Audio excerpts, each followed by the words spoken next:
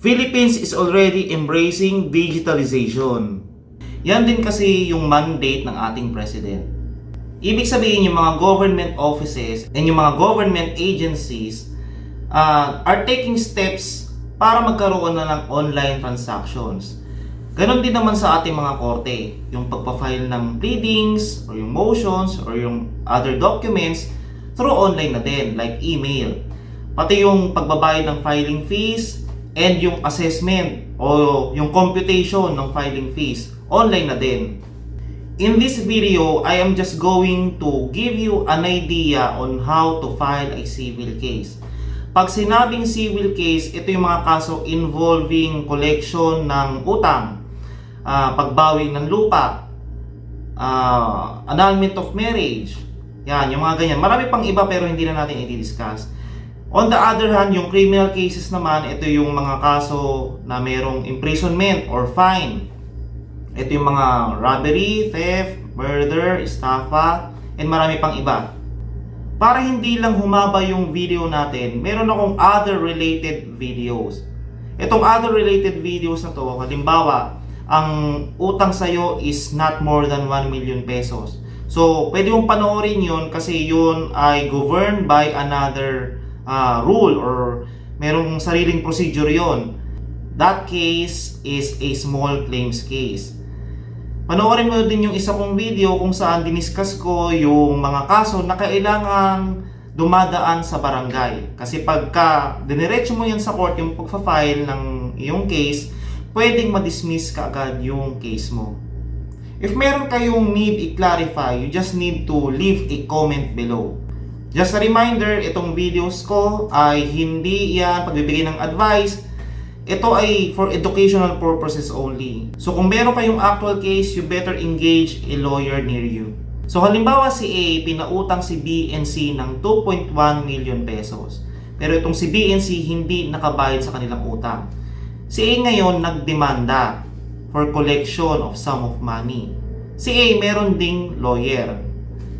Pero syempre gusto ni A na malaman magkano ba yung filing fees, paano na ba yan nako-compute, paano na-assess.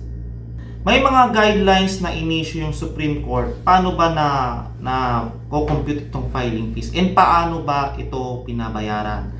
Pero hindi ko na sa inyo sasabihin yung circular number kasi baka after this video meron mga other guidelines or issuances na i-release yung Supreme Court. Basta yung i-discuss natin today is just very basic and i-walk through ko lang kayo doon sa process. So first, punta ka lang dito sa website na to, sc.judiciary.gov.ph. Then you click this Judiciary e-payment solution. So ayan, nakalagay dyan 1/7. So ibig sabihin, 7 lang naman yung steps. So this is the first step. Dyan sa service type, meron naman dyan drop down list. So click mo lang yan. And syempre, magpa-file ka ng case, so you select this one, file case. And for the payer type, syempre pagka individual ka, so individual. Pag isa ka namang corporation, so juridical yung iyong i-click. Sa pag-accomplish ng process na to, pwede ka naman tulungan ng iyong lawyer. Or if wala ka pang lawyer, pumunta ka lang dun sa Office of the Clerk of Court kung saan ka nakatira. Halimbawa, nakatira ka sa Muntinlupa. So pupunta ka doon sa Office of the Clerk of Court of Muntinlupa. Pwede sa Metropolitan Trial Court or Regional Trial Court. Meron naman sa iyo doon mag-a-assist. For this second step, better ikinonsulta mo na to sa iyong abogado. Kasi merong mga kaso na dapat sa first level court fina-file. Or ito yung tinatawag na Metropolitan Trial Court or Municipal Trial Court in cities. Second level court naman, ito yung Regional Trial Court. And sinabi ko nga sa iyo kanina, kung taga Muntinlupa ka, pwede ka mag-file doon sa Muntinlupa. So yung abogado mo na yung mag-e-explain or maggagabay nito sa iyo. Kasi base dyan sa example, ang nakalagay albay. So pagka nagkamali ka dyan, pwedeng ma-dismiss yung kaso mo. So, nandito na ngayon tayo sa third step. Mabilis lang yung proseso. Katulad nung sinasabi ko sa inyo kanina, civil case. Ito yung civil case na ipa-file natin under case category. So, case type, sa example natin, pangongolekta ng utang. So, yan, lagay mo, collection of sum of money. Yung case number, nilagyan ko lang 1, 2, 3, 4, 5, 6. Pero once na initially mag-file ka, talagang wala naman talagang number ka na mapro-provide. And next, case title. Halimbawa, A versus B and C. Okay, next, dito sa party type. Plaintiff yung ise-select mo kasi siya yung nagdemanda. So ngayon, ikaw si A, di ba? So ikaw yung nagdemanda, ikaw si plaintiff. Yung idinamanda naman, ang tawag sa kanya si defendant. Sa example natin, siya si B and si C. Dito rin sa step 4 natin, yung email address na ilalagay, kailangan yung email address na meron kang access. Kasi doon ipapadala yung one-time password para ma-verify ang email mo. Later, ipapakita ko sa inyo yan. Yung inutang sa ating example is 2.1 million pesos. Pwede mo na rin ilagay kung merong penalties, mga interest, other damages. Commonly, yung mga naririnig nyo is yung moral damages. Halimbawa, hindi ka makatulog kasi itong pinautang mo, pinahirapan kang maningil. O kaya, nasira ang iyong reputasyon. So, malapit na tayo. 6/7 na.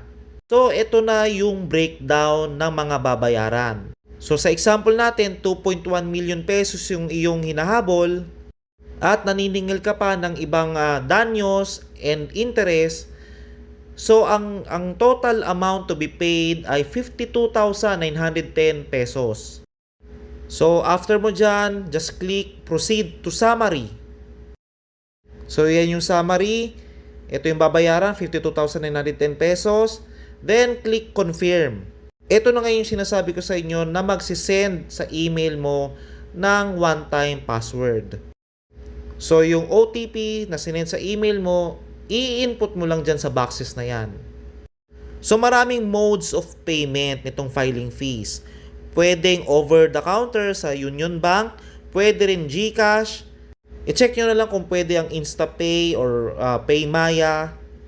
Basta once na nakapagbayad na kayo, yung electronic copy of the receipt, kailangan nyo yan i-print.